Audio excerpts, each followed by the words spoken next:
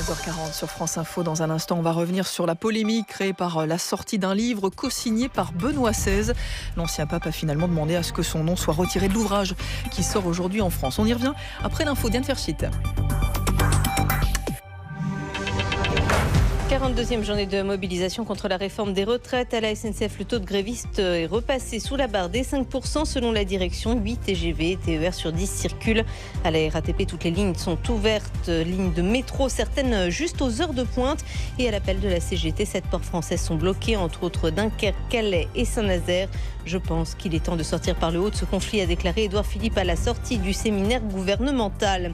Également interrogé sur le licenciement de Ségolène Royal de son mandat d'ambassadrice des pôles, le Premier ministre rappelle qu'un ambassadeur c'est fait pour faire de la diplomatie.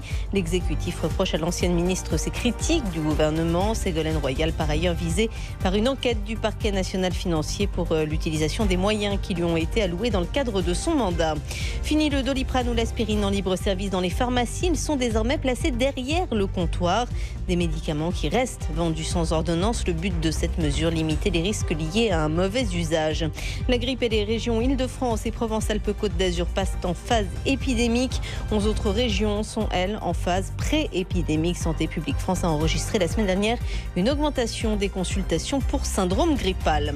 Le Premier ministre russe a présenté la démission de son gouvernement à Vladimir Poutine. Démission qui intervient après un discours du chef de l'État annonçant une réforme de la constitution du pays. Des changements qui modifient, selon le Premier ministre, l'équilibre des pouvoirs exécutifs, législatifs et judiciaires. France Info. Et tout est plus clair. L'ouvrage doit sortir ce mercredi en France et il crée des remous au sein